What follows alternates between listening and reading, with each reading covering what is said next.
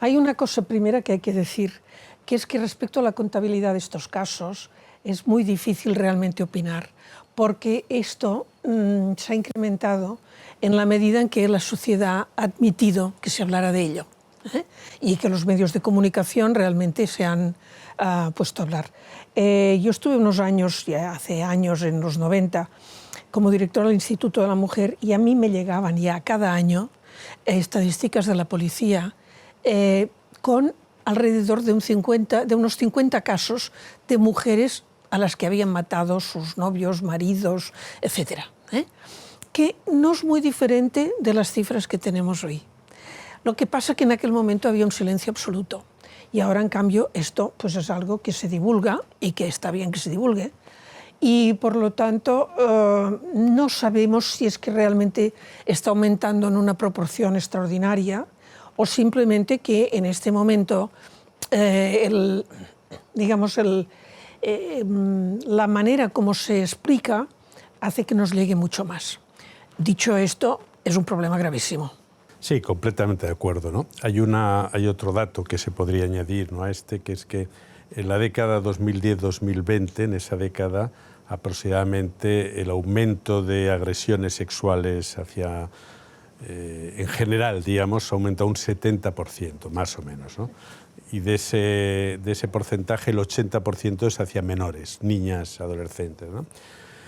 Claro, eso yo también pienso que hay un aumento de la visibilidad y un aumento de la denuncia. Es muy difícil, ¿no? Porque además es cuando se habla, y tú lo conoces mejor, ¿no?, el tema de la violencia de género, pero claro, el marco histórico cuenta mucho, porque una bofetada a una mujer en los años 50 formaba parte, digamos, de los patrones de relación. Ahora una bofetada sería ya motivo de denuncia, ¿no? Por tanto, no creo que se pueda comparar. Lo que sí que me parece que, por supuesto, también es gravísimo, lo que sí que me parece que podemos constatar es que se hace más visible, ¿no? Afortunadamente, eso sí, se hace más visible por las denuncias, por la consideración social negativa que tiene eso, ¿no? Es decir, que una violación hace 40 años era grave, pero no afectaba a la dignidad de la mujer porque a lo mejor no se hacía público o porque formaba parte de un determinado discurso. Y porque siempre había la manera de dar la culpa a la víctima. Es decir, dentro de la cultura del momento se consideraba que si a una mujer la habían violado, algo habría hecho. Si un marido pegaba a su mujer, algo habría hecho. Y ella ya sabría lo que... Es decir, la culpable era la víctima y entonces, claro, la víctima se callaba porque incluso en su entorno podía ser que le atribuyeran la culpa o que en una violación pensaran que ella había provocado. Es ahora cuando hemos empezado a darle la vuelta. Yo creo que en esto hay un momento muy interesante que fue el año 2017-2018 con la campaña del Me Too.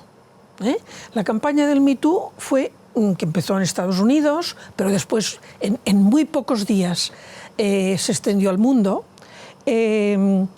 Fue el momento del vuelco de la opinión, en el cual las mujeres comenzaron a señalar y a decir, pues a mí también, a mí también, a mí también, a mí también. Entonces resulta que, claro, esto es un fenómeno que no es que todas seamos provocadoras, etcétera, sino que es una cuestión de machismo. Y el machismo ha empezado a ser visto como algo negativo y algo violento, y algo, digamos, infamante de alguna manera. No solo es un delito, sino que además es una vergüenza. Para quien lo practica, no para la víctima, como había sido siempre. Y para mí esto es un cambio. Ahora, respecto de los motivos de fondo que nos llevan a ellos, ¿tú qué opinas? Bueno, yo creo que hay motivos ahistóricos, es decir, atemporales, que han existido siempre, que seguirán existiendo, y hay motivos más específicos, ¿no?, más históricos, más del momento. Por ejemplo, hay un motivo que no tiene edad, digamos, ¿no? Los adolescentes necesitan hacer las cosas en grupo, porque la adolescencia es un cambio radical, ¿no?, respecto al modo de vida infantil. Un adolescente necesita verificar que él está a la altura de una serie de cosas, ¿no? Por ejemplo, en el caso de los chicos, de su virilidad, en el caso de las mujeres, por ejemplo, de su capacidad de vínculo, de su presencia, en fin, de muchos aspectos, ¿no? Entonces, ese momento difícil, sobre todo para los chicos, donde lo viril se pone mucho más, las pruebas de la virilidad están más efecto, ese momento no se puede atravesar solo. Freud tenía una metáfora muy bonita para hablar de la pubertad, ¿no? Decía, un adolescente es alguien que está en medio de un túnel oscuro y tiene que cavar dos salidas, ¿no? La que esperamos que haga, que es ser un buen estudiante, ciudadano, hombre de familia, en fin, lo que esperamos socialmente que se produzca, y dice, pero hay otra salida que esa la tratamos de ignorar los adultos, ¿no? Y es que tiene que apañárselas con el cuerpo, que ya es nuevo, que ya es sexual, que tiene que descubrir una sexualidad para la cual no hay manual de instrucciones, ¿no? Entonces dice, el primer apoyo que tiene es el grupo, es la pandilla, porque es ahí donde son sus influencers, ¿no? Los que le ayudan, ¿no? Entonces la manada en sí es un funcionamiento propio de la adolescencia, la pandilla, el grupo, la colla, en fin, todas las formas que tomamos, ¿no? Eso siempre ha existido. Por supuesto que hay unos límites éticos a partir de los cuales uno en grupo puede hacer unas cosas u otras, ¿no? El grupo tiene un factor de desinhibición y anonimato muy importante. Es decir, yo he atendido a muchos adolescentes, algunos de los cuales han hecho barbaridades, y ellos mismos te lo explican. Nunca me hubiera atrevido solo a hacer eso. Pero el efecto grupo, el efecto desinhibitorio que provoca, el efecto de que uno se confunde en el grupo y aquello además le aporta un anonimato, es un factor. Pero ese factor ha estado siempre, no es de ahora, no estaba siempre. Hay otro factor importante, me parece que ha estado siempre, ¿no? Y que ahora en algunos de los sucesos hemos visto algunos rasgos, ¿no? Que es el desamparo que tienen muchos adolescentes respecto a su vida, ¿no? El desamparo familiar, ¿sí? Que no solo tiene que ver con la clase social, porque también hay clases sociales favorecidas donde alguien está desamparado, lleno de cosas y desamparado, pero hay desamparos que tienen que ver con que no están, digamos, los referentes para acompañarlos en algún momento, incluso en algunas situaciones, y yo que trabajé en atención social muchos años, vi casos en los cuales los patrones de violencia son patrones interiorizados en la familia. Entonces hay como una legitimación de esa violencia misma. Incluso, todavía peor, muchos de estos chicos han sido abusados ellos mismos, ¿no? Han sido violentados. Esos son factores, yo creo que no han cambiado mucho, ¿no? Los dos que me parece que han cambiado, podemos comentarlo, ¿no? Es, digamos, por un lado, uno importante es que junto a lo que tú dices del Me Too, que efectivamente produjo un success, ahora me sale en castellano, ¿no? Una sacudida, también produjo un fenómeno reactivo importante, ¿no? Hoy, por ejemplo, el 20% de los adolescentes españoles se declaran antifeministas, ¿no? Y el 20% de los españoles, más es esa cifra aproximadamente, no reconocen la violencia de género, ¿no? Lo cual además se alimenta por discursos misóginos de partidos como Vox y otros discursos que legitiman, que dan un poco una carta de... autorizan de alguna manera a alguien a que se pueda situar en la comunidad, que no es un friki, es alguien que comparte con otros visiones de la mujer. Yo creo que ese es un fenómeno importante, ¿no? La reactividad, ¿no? Recuerdo hace poco a Eva Iluz, que estuvo aquí en Barcelona, la fui a escuchar y ella misma decía que no sé si no hemos ido muy lejos en algunas propuestas que han hecho que muchas personas, por ejemplo varones, ¿no?, se hayan sentido tan vulnerables que de repente es eso. Y el otro asunto es el porno online.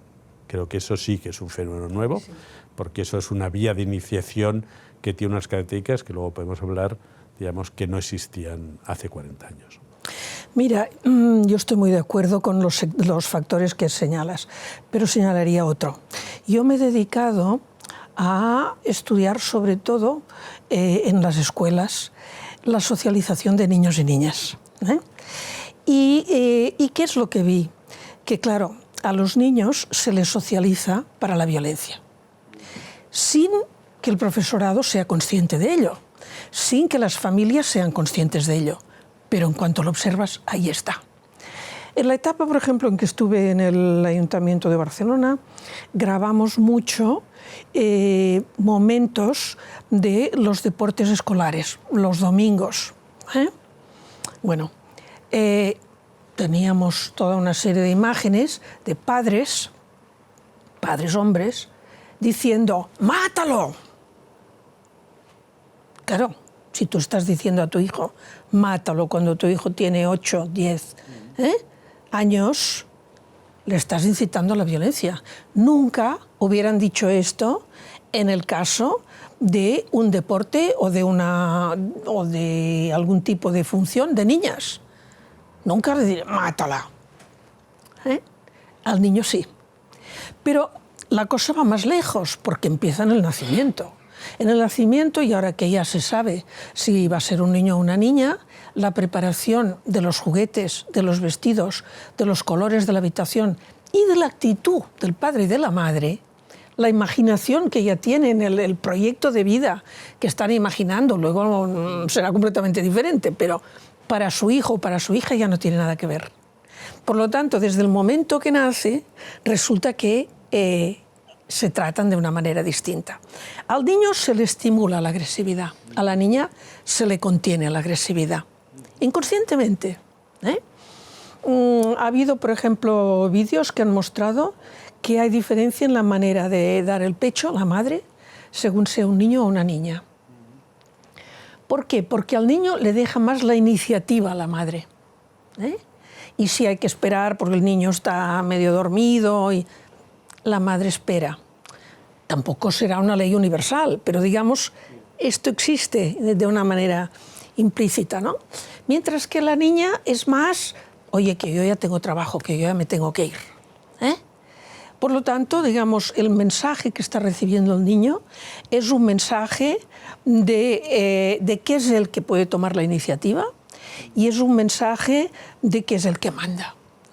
Y por lo tanto, los estímulos, digamos, a actuar.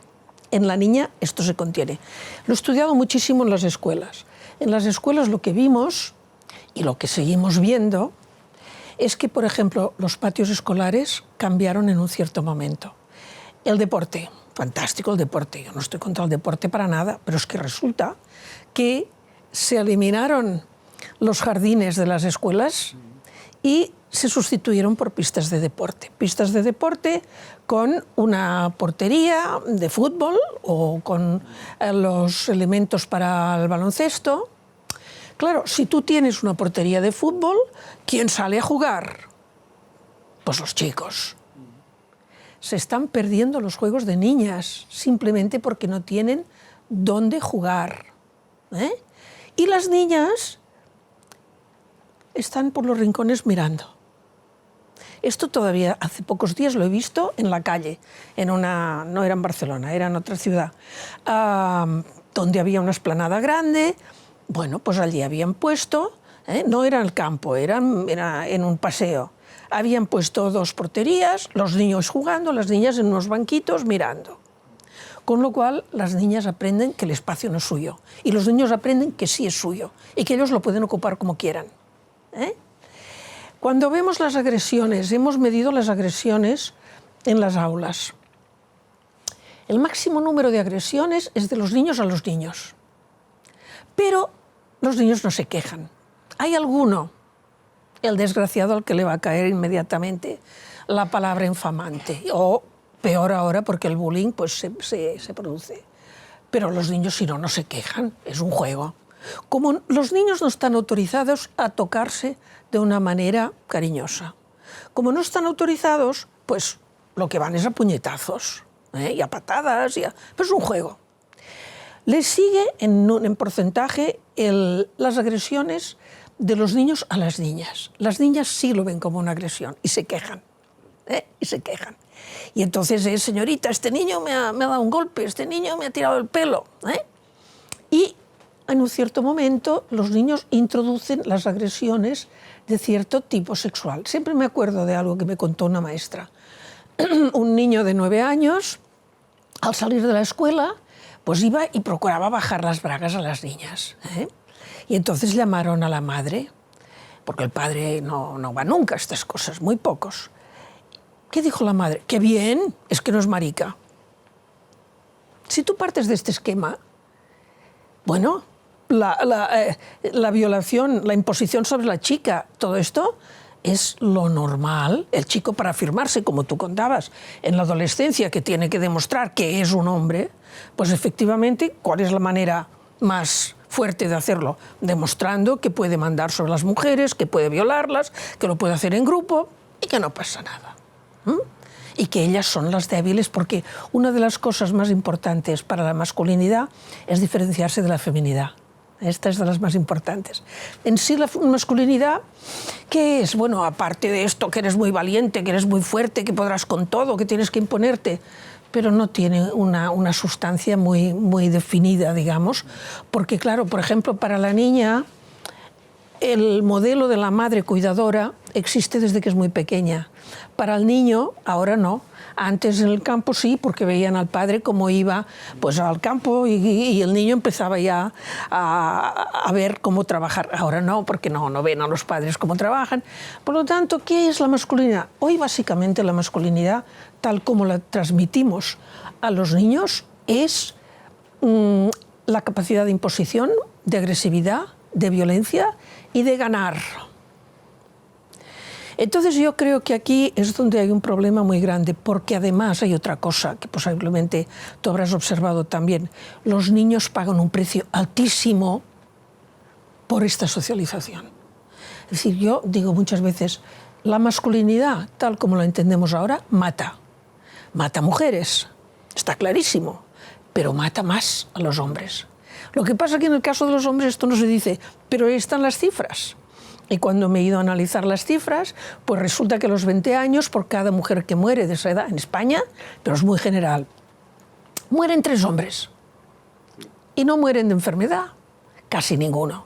Mueren de suicidios ahora, porque claro, si tú tienes que ganar por encima de todo, pero resulta que no tienes trabajo, que no tienes nada, pues la frustración, etcétera, ¿no? Y el segundo y el tercero son los accidentes de tráfico y las drogas, los deportes de riesgo y el último es los homicidios. Los hombres tienen una esperanza de vida menor que las mujeres en este momento, en gran parte debida al modelo de masculinidad. De modo que para mí es muy urgente cambiar el modelo de masculinidad, porque si no lo cambiamos se produce lo que tú decías. Es decir, ¿cómo? ¿Ahora mis privilegios me los van a discutir estas? Ah, no, que se han creído. Y me estoy encontrando, hace una semana, una madre me presentó a su hijo de 14 años, a ver si le convences. Digo, ¿de qué? Bueno, sí, el niño me dice, un niño muy inocente, ¿no? Me dice, claro, es que esto de las cuotas quiere decir que mujeres muy tontas van a ocupar los puestos importantes.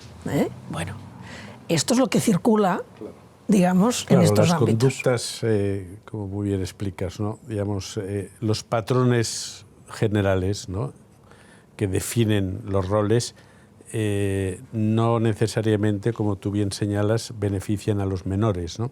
Quiere decir que benefician al que tiene un estatus en base a eso, ¿no?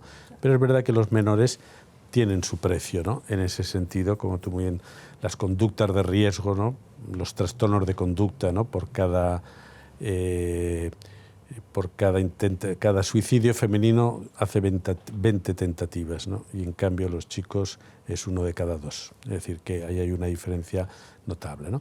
Pero yo creo que hay una tendencia que matiza simplemente lo que tú dices, que es lo digital. Porque fíjate tú que en los patios el asunto de la diferencia que ya clara entre la niña que se sienta y el que juega ya es menos, porque ya cada vez más en las escuelas que todavía les dejan utilizar el móvil, ya todos están con el móvil, sean chicos, chicas. Es decir, que lo digital empieza a borrar algo de esa diferencia. Por ejemplo, el otro día me explicaba una paciente joven que ella juega mucho a videojuegos, siempre con avatares masculinos, porque una de las cosas que sabemos es que las chicas que juegan a videojuegos cada vez más, a videojuegos a los mismos que juegan los chicos, pero lo hacen con avatares masculinos porque el desprecio que reciben si lo hacen con avatares femeninos es brutal, ¿no? El odio y la misoginia que se destila ahí es brutal, ¿no?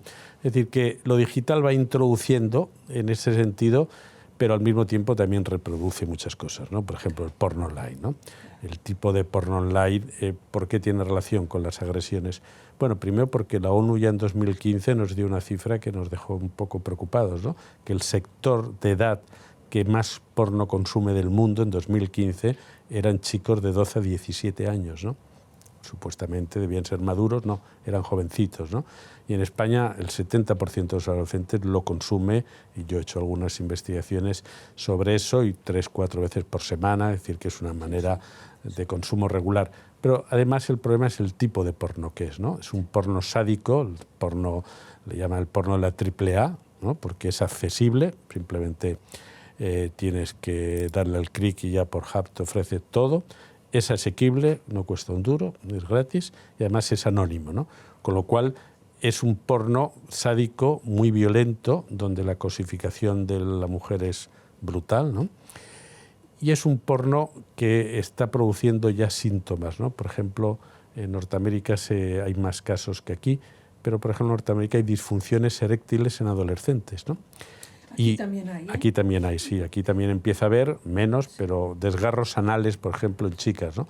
Porque es un tipo de conductas, ¿no? El ahogamiento, el coito anal, que se les presentan como conductas naturales, ¿no? Y yo que recuerdo un caso de un chico que me explicaba lo que fue para él un shock intentar, digamos, reproducir algunas de estas conductas con una chica que había conocido, y claro, la chica no salía de su asombro, decía, ¿qué tipo de tarao es este, no?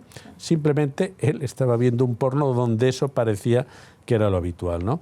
Y esto, por un lado, reproduce, y además, sobre todo, reproduce el lado violento, porque ya no es solo el lado del predominio, es el lado del abuso, ¿no? El lado de la violación.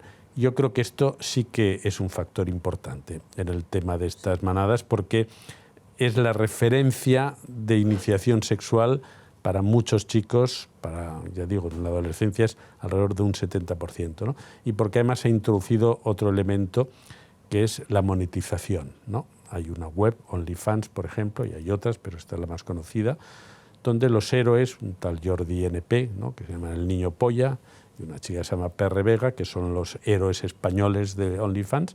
Bueno, ellos les ofrecen la posibilidad de mostrar el cuerpo a los adolescentes y ganar algún dinero, ¿no? Es decir, que se ha introducido ya el sexo como mercancía al alcance de los propios adolescentes, ¿no? O sea, yo creo que el porno es nuevo porque no existía en la dimensión en la que existe. El empuje de los discursos misóginos legitimados políticamente, porque una cosa es que haya un grupo marginal, ¿no?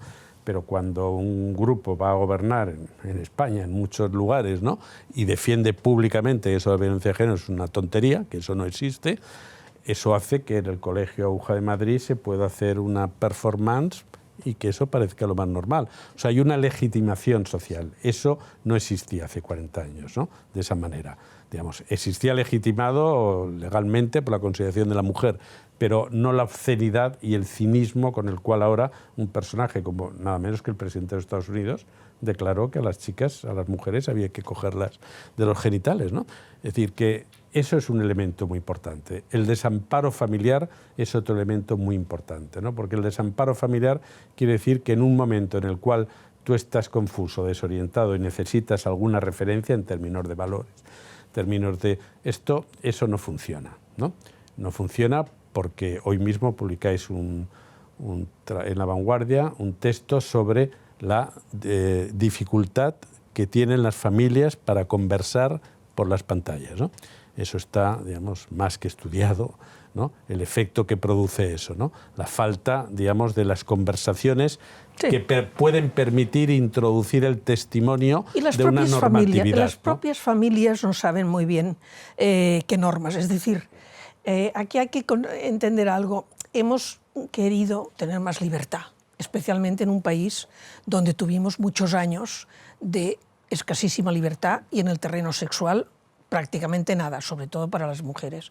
Entonces, bueno, esto ha implicado destruir muchas normas, lo cual nos ha dado acceso a la libertad.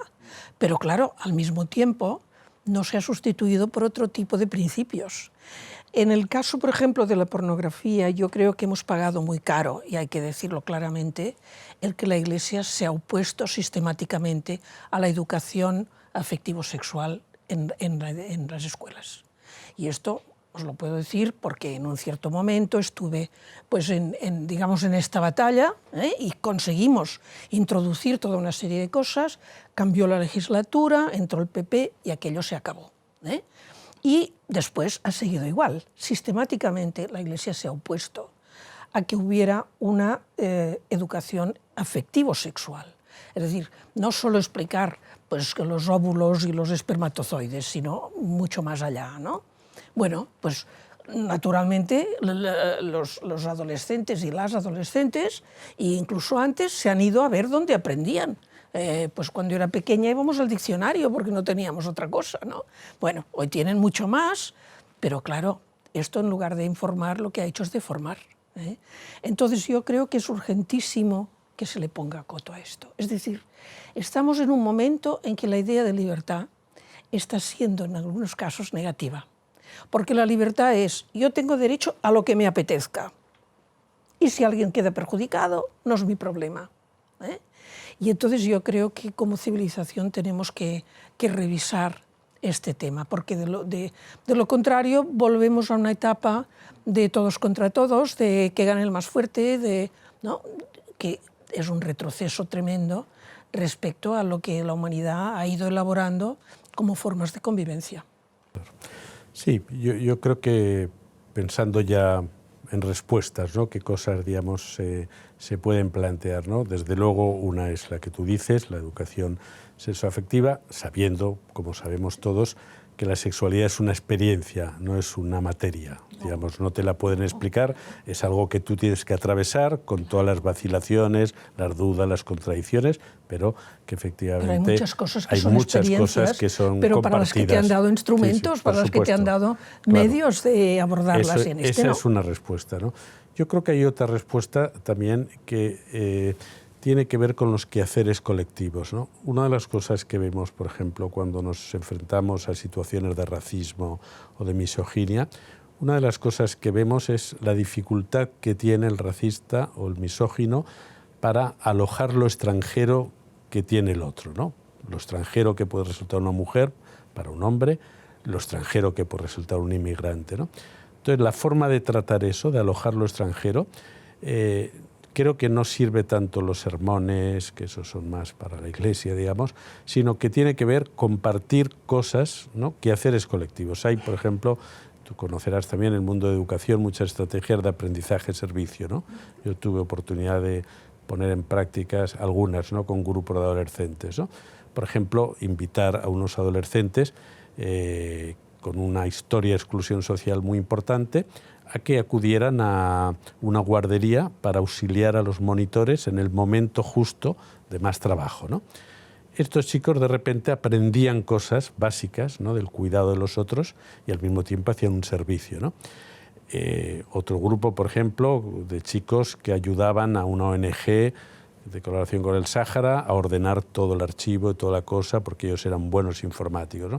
Es decir, quehaceres colectivos quiere decir juntar a personas heterogéneas, porque en ese conocimiento se resalta más lo que tienen en común que las diferencias, ¿no? Si mantenemos las burbujas, si mantenemos la separación, que es un poco lo que también el mundo digital cada vez favorece, el individualismo, un poco todos estos aspectos, el extranjero cada vez es más extranjero y cada vez le suponen más cosas, ¿no? Que nos va a robar, que nos va a agredir, ¿no? Entonces yo creo que no solo se trata de campañas, no solo se trata de palabras, ¿no? Creo que tenemos que profundizar en eso. Y las escuelas, por ejemplo, los centros educativos y por supuesto las familias pueden favorecer cosas que estamos cada vez externalizando más en lo digital, como es la conversación, ¿no? Hay estudios, por ejemplo, que dicen que uno de los factores predictivos del éxito académico es algo tan simple como cenar juntos en la familia. Hay varios estudios americanos. Algo que también se ha perdido, en gran algo parte. Que se ha perdido, ¿no? Y yo ahora que estoy haciendo una investigación para un próximo libro, hablo con muchos padres y familias y es muy difícil encontrar familias que no vean algo mientras comen, ¿no? Y ese ver algo mientras comen les pierde esa conversación, porque el problema de las grandes campañas, yo creo, es que no lanzan, o sea, no implican, no comprometen a nadie, porque el que las escucha no se siente comprometido, ¿no? En cambio, en grupos de conversación en institutos, grupos pequeños, ¿no? Nosotros hemos hecho algunos, ahí te das cuenta de que cada uno tiene que ponerse en la piel de la chica agredida, del chico acosado, ¿no? Ese tipo de trabajo más discreto, si quieres, menos de grandes objetivos, al final resulta mucho más productivo para introducir esto. Para mí esto es importante, pero también en este momento me parece que son sobre todo los medios de comunicación y las redes sociales las que difunden la agresividad, la violencia como valor. Sí. Fíjate, por ejemplo, una experiencia que puede hacer todo el mundo. Yo nunca he tenido un arma de fuego en la mano, toda mi vida. Sin embargo, si veo la televisión durante un rato, e incluso si paso por diferentes cadenas, es muy posible que en 10 minutos yo haya visto a alguien disparando. Por lo tanto, se naturaliza algo que realmente en la vida real, pues no digo que no exista, claro que sí, pero digamos que es mucho más raro. Lo mismo ocurre respecto a las relaciones de chicos y chicas y respecto a la manera de tratar a las chicas. Hay algo muy grave, lo he escrito en el último libro que he publicado, que es sobre la transmisión de la feminidad de las madres a las hijas.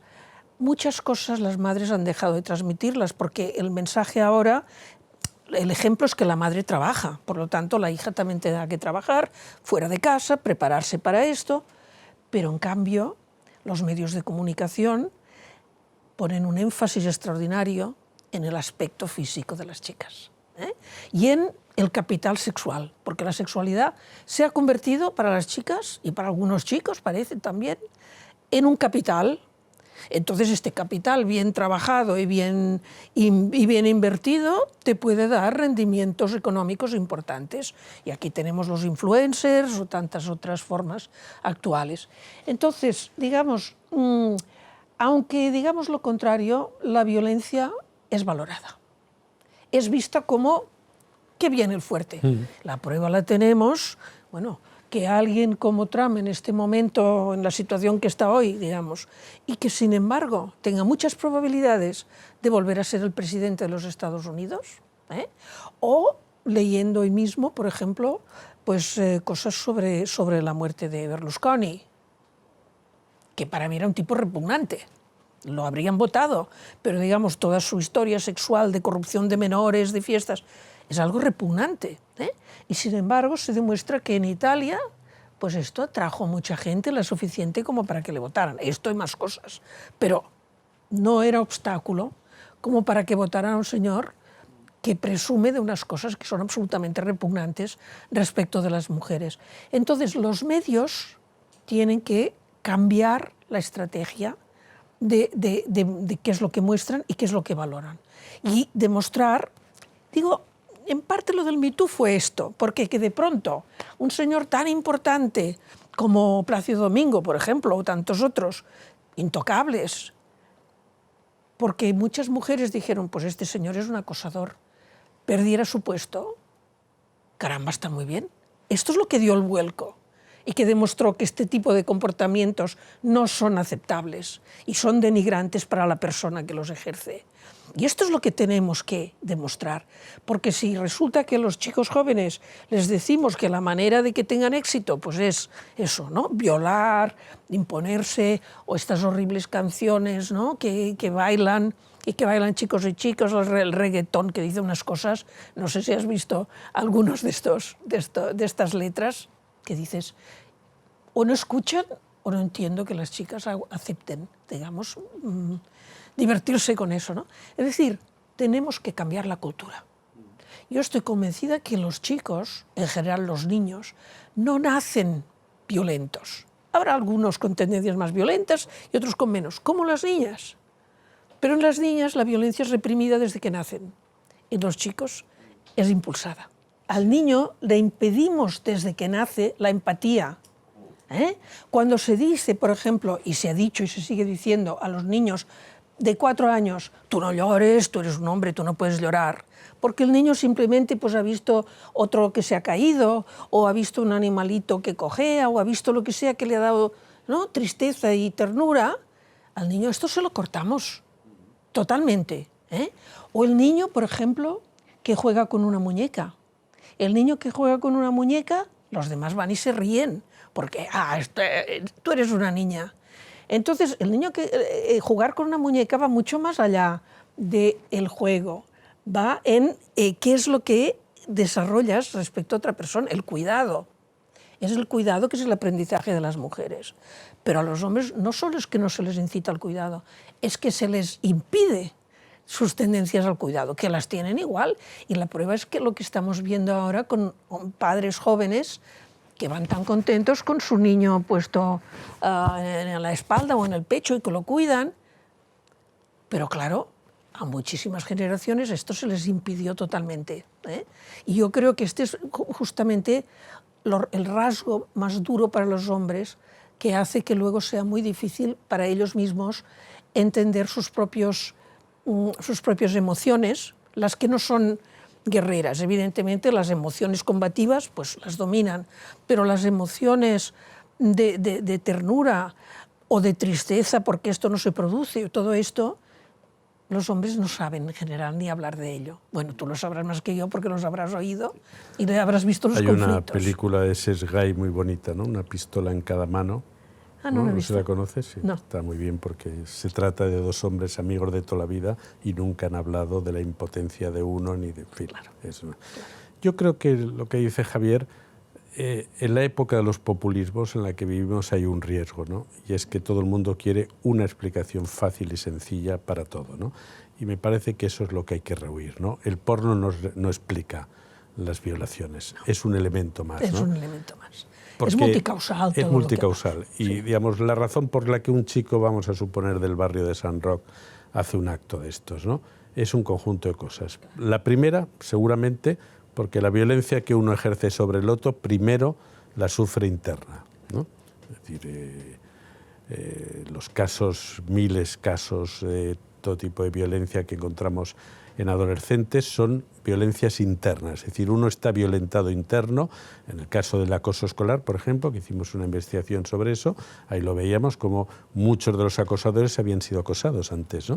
Es decir, que las primeras víctimas a veces son los propios, porque han sufrido en forma de abuso, de maltrato, de desamparo, y tienen el modelo de ya. desprecio, y tienen, digamos, ahí algo Claro. tal.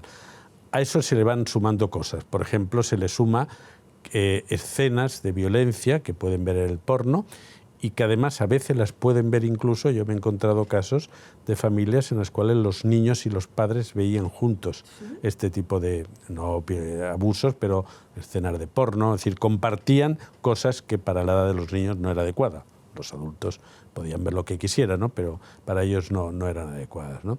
Si a eso le sumas también que en determinadas situaciones las inversiones en políticas sociales han sido un desastre, ¿no? Y hay cosas que sabemos, los espacios de socialización intermedia, ¿no? Es decir, los niños van a la escuela y luego van a casa, pero entre la escuela y la casa hay muchas oportunidades, ¿no? ¿Qué hacen las familias de clase media? Los llevan a actividades extraescolares, tienen un montón de cosas. Los que no tienen esa oportunidad, ¿qué hacen? Muchos están en la calle, ¿no? Con lo cual en la calle también se realimenta esas cosas, ¿no? Eric Klinenberg publicó hace poco este libro Palacios del Pueblo, que es un libro excelente, ¿no? En el cual explica cómo las infraestructuras sociales han desaparecido. Y entonces, el otro día hablando con 6 chicas latinas, ¿no? Recién llegadas aquí, yo les preguntaba, ¿vosotras salís a la calle, no? Y dice, bueno, depende. Algunas tenían un parque y otras no tenían un parque, ¿no? La existencia de lugares, casales, centros de tiempo libre, actividades deportivas, todo eso es un factor de protección muy importante contra esa rabia que uno tiene. Si encuentra ahí una salida a través de actividades organizadas, se va a reducir mucho. La rabia de la exclusión. Claro, porque si no tenemos que es criminalizar siempre o a los niños o a los padres, ¿no? Esto es el problema de los niños, que son taraos, No, por los niños definición. son el reflejo de la sociedad. Por eso.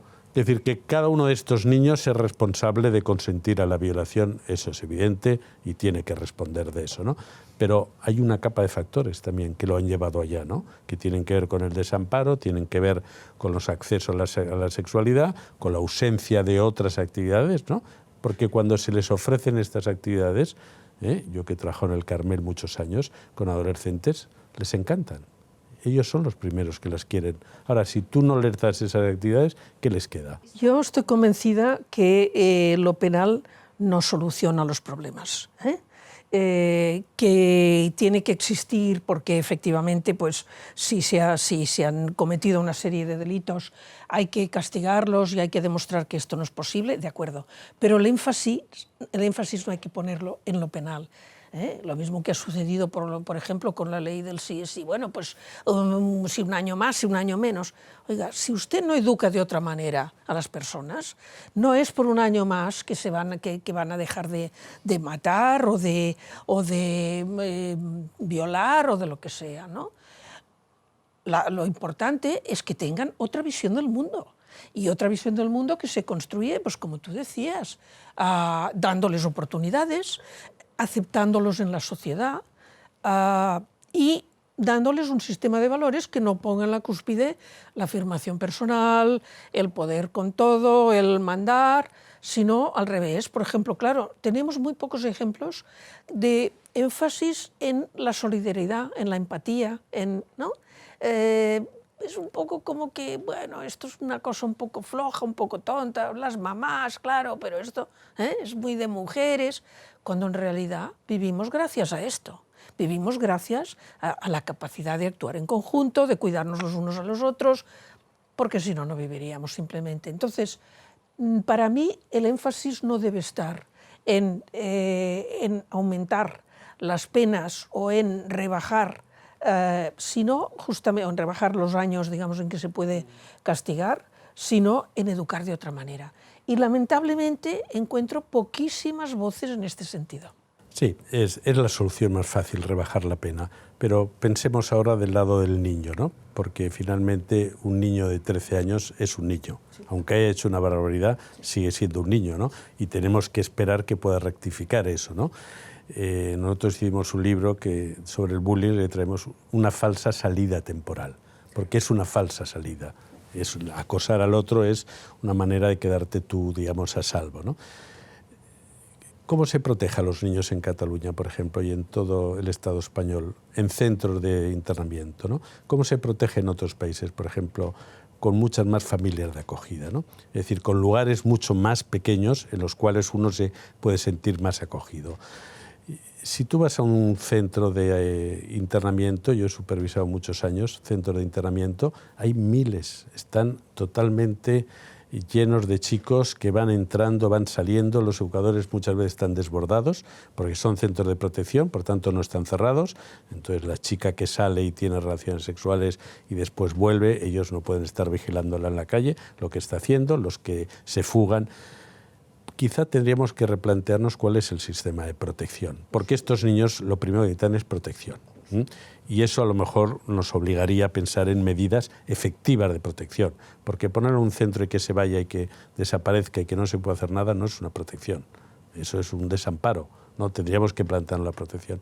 Y luego también quizá, si se trata de penalizar, habría que mirar también a las familias, no solo a los niños, ¿no? Porque estamos hablando de rebajar. ¿Y hasta cuándo la vamos a rebajar? ¿A los 6 años? ¿A los 8? ¿No? Cuando pasó en Inglaterra el lío de estos niños, ¿no? Que mataron no recuerdo ahora el nombre, eran muy pequeños, ¿no? ¿Cuál ha sido una de las consecuencias de esto? Bueno, el concepto de fragilidad, ¿no? Los americanos lo han estudiado mucho, ¿no? Es decir, al plantear esa especie de idea de que los niños cada vez, digamos, pueden ser más criminales, se plantea también una idea de que los niños cada vez son más frágiles, con lo cual también los hemos sobreprotegido, ¿no? Yo creo que tenemos que orientar más protección efectiva para los niños y más exigencias para los padres, en todo caso. Y hay otra cosa que yo no acabo de entender. Yo fui concejala de Educación en Barcelona. De las pocas atribuciones que tienen los ayuntamientos respecto de la escolaridad es vigilar la asistencia. Esto es algo que deben cumplir, no es la Generalitat o no son las autonomías, ni es el gobierno central, por supuesto. Esto recae sobre los ayuntamientos. Entonces, claro, si resulta que en Badalona o donde sea, porque esto pasa en muchos sitios, pero si hay un grupo importante de chicos y probablemente de chicas que no acuden a la escuela antes de los 16 años, el ayuntamiento tiene la obligación de ver quiénes son, por qué no van y llevarlos. Y esto yo creo que es algo absolutamente fundamental, porque claro, la escuela no lo soluciona todo, pero digamos es un primer lugar de reconocimiento, de igualdad y de acogimiento, y de y de, bueno, ordenar un poco el caos mental que puedan tener niños que quizá por familia pues no han tenido suficiente orden mental, ¿no?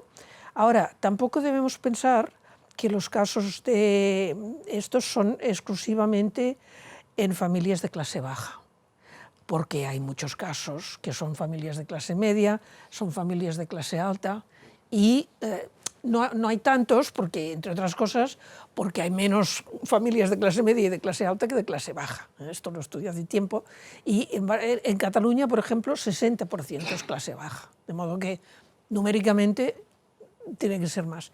Pero no lo veamos simplemente como un fenómeno de clase baja, porque se está extendiendo por muchos sectores de la sociedad, ¿eh?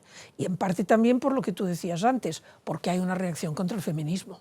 Hay una reacción contra el feminismo, como siempre, cuando un grupo social tiene la sensación de perder privilegios, pues no se conforma, intenta mantenerlos. Y el colegio mayor aguja de clase baja no era. Cada vez que uno se ve sometido a una condición de objetalización máxima, como es esa, es decir, que es igual que seas una persona, que seas un objeto, porque es eso, como dice la niña, no sé si había 6, 7, 8, es decir, que hay una despersonalización y una deshumanización absoluta, eso provoca un efecto psicológico brutal en uno, ¿no? Porque se ve reducido, digamos, para decirlo así rápidamente, a la máxima mierda, es decir, algo, a un desecho, algo que se puede arrojar, ¿no? Pierde su, digamos, su carácter de ser humano. Su condición humana, su condición exacto, humana. ¿no? Por tanto, la reparación que exige eso tiene muchos lados, ¿no? Hay un punto de reparación social importante también, ¿no? Es decir, la reparación, la justicia tiene que aportar también una reparación